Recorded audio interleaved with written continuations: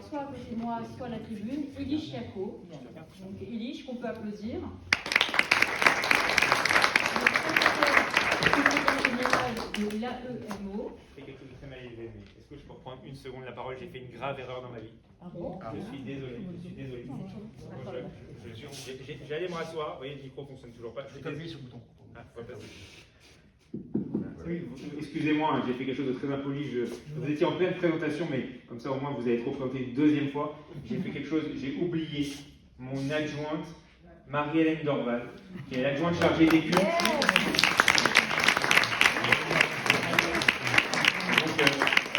Voilà, c'est une vraie équipe à la mairie du 16e, autour du maire, autour de la première adjointe, on a une vraie équipe et donc c'était très important pour moi, et je m'excuse même si je n'ai pas respecté les protocoles en reprenant la parole, mais c'était très important pour moi de remercier et de saluer Marie-Hélène Dorval qui travaille sur les cultes, qui est mon adjointe notamment chargée des cultes, elle a une délégation pléthorique, mais elle a les cultes donc je voudrais vraiment la remercier pour son travail au quotidien. Voilà.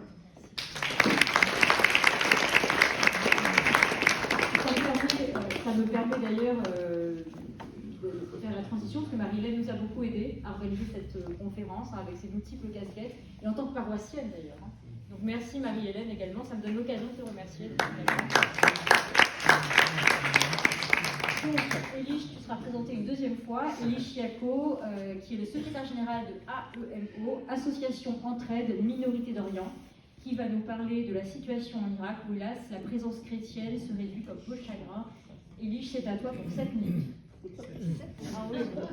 Merci Samia, et je dis merci à notre frère d'avoir nous donné la salle pour pouvoir Mettez-le bien devant la bouche. Il est ouvert, il est allumé. Je me présente, je suis franco-irakien, chaldéen, j'appartiens à l'église chaldéenne en Irak, nous sommes catholiques depuis le 5e siècle. Et notre pays, l'Irak, a été évangélisé par saint Thomas l'année 60-70 après Jésus-Christ. Et le saint Thomas est passé par l'Irak, il est allé en Perse, en Iran actuel, l'Inde et même jusqu'à la Chine. Et les Irakiens, premiers chrétiens, ils sont allés aider saint Thomas pour évangéliser l'Iran et l'Inde. Et aujourd'hui, nous avons une présence syriaque et même chaldéenne des chrétiens en Inde, qui sont restés chrétiens jusqu'à aujourd'hui. En Iran, alors, moi je suis actif dans une association qui s'appelle Association d'entraide aux minorités d'Orient. Nous l'avons créée en 2007. À l'époque où il y avait des attentats contre les églises à Bagdad. Et ici, on a un groupe d'amis décidé de créer une association pour aider les chrétiens. Et on s'est adressé au gouvernement français à l'époque, c'était Fillon, le Premier ministre, qui nous a accordé le visa d'asile pour 1300 chrétiens irakiens qui étaient dispersés en Liban, en Irak, en Turquie, en Syrie. Et les 1300 sont arrivés ici avec des visas d'asile et aujourd'hui ils sont partout en France.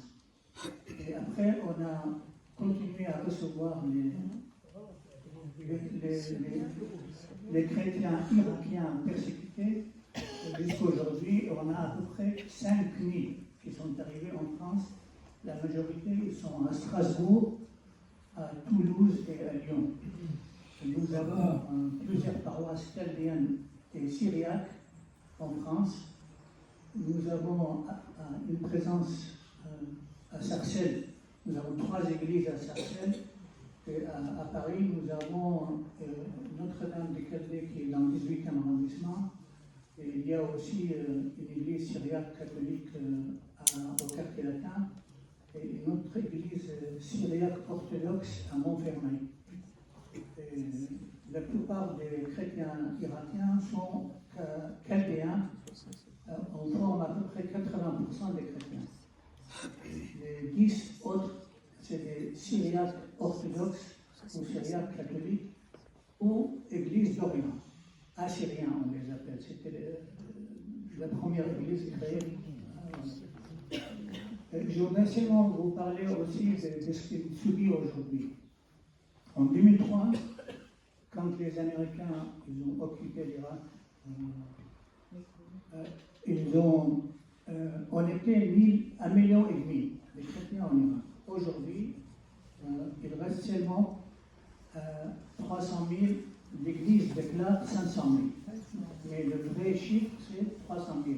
Nous, on est en contact avec des associations sur place et nous travaillons avec l'Œuvre d'Orient et l'Église en détresse et l'Ordre de Malte, qui sont très actifs en Irak pour aider les chrétiens.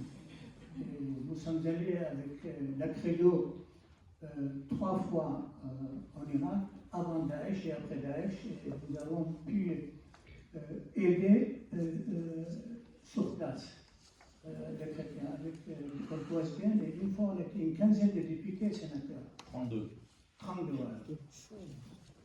Pour vous dire qu'aujourd'hui, la situation des chrétiens en Irak, c'est dramatique aujourd'hui. Il y a un gouvernement en Irak qui a été imposé par les Américains, qui est chiite. Le président est sunnite comme au Liban, le premier ministre sunnite et le président de l'Assemblée nationale sunnite. Le président, kurde, président de l'Assemblée nationale sunnite et le premier ministre chiite. Et effectivement, les chiites au Irak sont les maîtres du pays aujourd'hui, grâce à l'Iran. Et ils ont créé 64 milices armées qui remplacent l'armée et la police et même les services secrets. Ils contrôlent tout l'Irak depuis le sud jusqu'à le Kurdistan, sauf deux provinces que les Kurdes contrôlent, c'est Erbil et Duhok. Sinon, tout le pays aujourd'hui il est dans les mains des Iraniens, grâce aux Américains.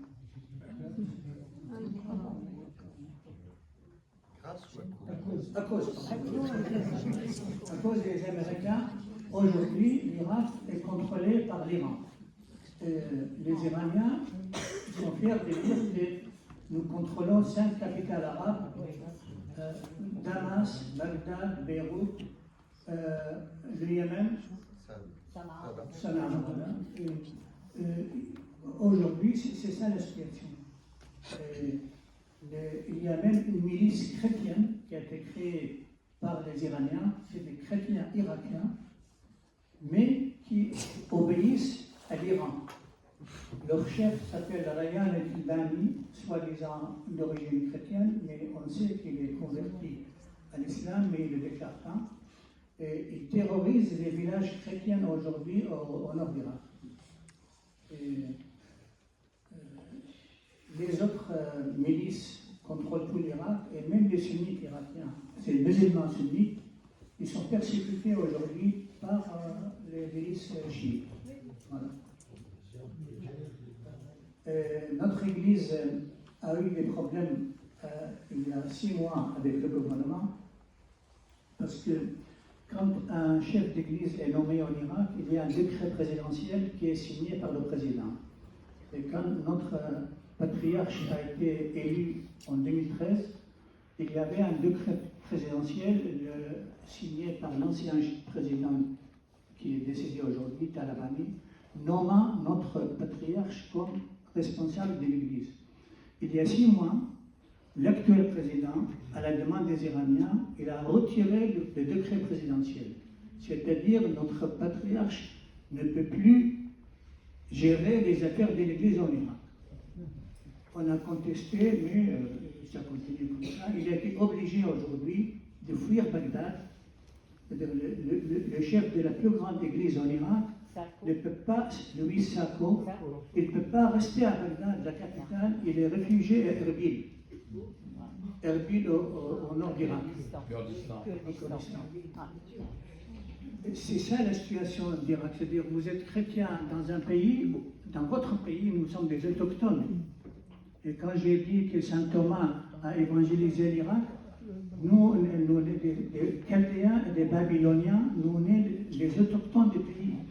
Aujourd'hui, on est traités comme des citoyens de deuxième classe, même troisième classe. Et à Bagdad, une femme irakienne, si elle n'est pas voilée, elle est insultée dans la rue. Elle dit: qu'est-ce que vous faites ici? Quand est-ce que vous allez se convertir à l'islam? Et même les enfants à l'école, leurs camarades leur disent: toi, tu es chrétien, tu ne vas pas au paradis, parce que tu es mécréant. Alors si l'enfant répond que moi, ma religion, c'est mieux que l'islam, il est accusé de blasphème et jugé en prison, lui et sa famille. C'est ça aujourd'hui le traitement réservé aux chrétiens d'Irak. C'est ce que je voulais vous exposer comme image de ce qu'on vit là-bas.